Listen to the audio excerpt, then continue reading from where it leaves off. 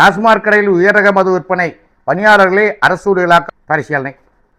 ஆனால் அரசு ஊழியர்கள் இல்லைன்னா ஏகப்பட்ட திட்டங்கள் போய் சேராது. அது எனக்கு நல்லா தெரியும். அது எல்லாத்துக்கும் தெரியும். கலைஞருக்கு நல்லா தெளிவாகவே தெரியும்.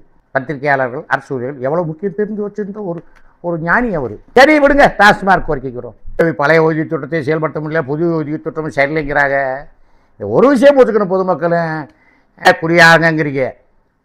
அவங்க பேசுகிற அரசியலாக ஒரு தடவை சரக்கை போட்டு நீங்கள் ஒய்சால் உட்காந்து கேட்கணும். இந்த பெரிய பெரிய அதிகாரியை, பெரிய பெரிய அரசியலில் பதவி இருக்கவங்க அந்த காலத்தில் நகர்வலம் போவாங்களாம் மன்னர்கள் மாறு வேஷத்தில்.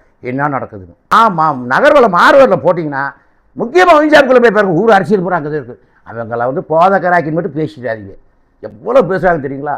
ஞானிகள்லாம் பெரிய பெரிய அரசியல் ஞானிகள் இருக்காங்க. இல்லை உயரக மது பாட்டில் விற்பனை அப்படி ஒருவேளை மாண்புமிகு முதல்வரோ மந்திரி சேவை முடிவெடுத்து விட்டால் பரவாயில்ல, வருமானம் கூடும், மக்கள் நலன் கொஞ்சம் நல்லா இருக்குது. சில நேரத்தில் சில பொம்பளையை போட்டு பார்த்துட்டு குடிச்சதேன்னு சொல்லிடுறேன், நல்ல சரக்கை வாங்கி அடிக்கிறாங்க. கொஞ்சம் நல்ல சரக்காவது நம்ம நாட்டு குடிமக்களுக்கு கிடைக்கட்டும்.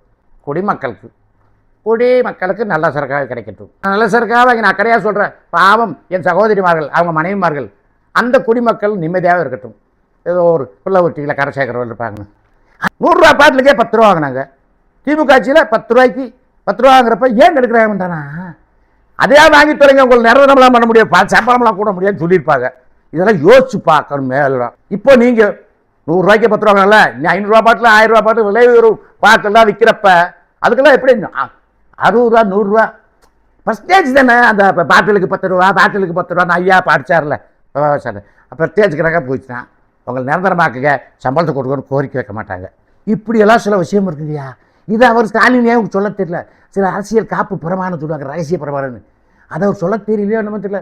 நான் ஒரு சாதாரண பாமரேன். அவங்கள அந்த 10 ரூபா வாங்கிட்டு போட்டு அது கூட விட்டுக்கலாம்.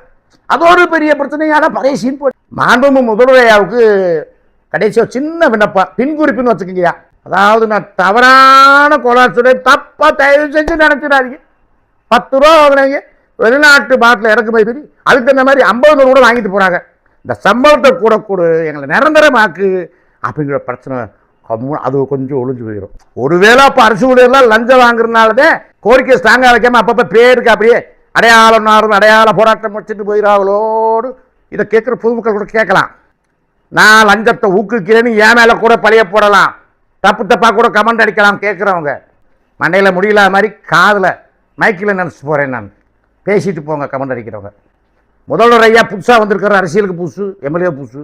அந்த விலை வெறும் பாட்டில் மதியம் இறக்கி பாட்டில் விற்றுட்டு அதில் கமிஷன் கூட வாங்கிட்டு போட்டு அதுக்காக முதல்வர் சொல்ல முடியாது. விட்டு பாருங்க, பிரச்சனை வேணாமல் இருப்பாங்க.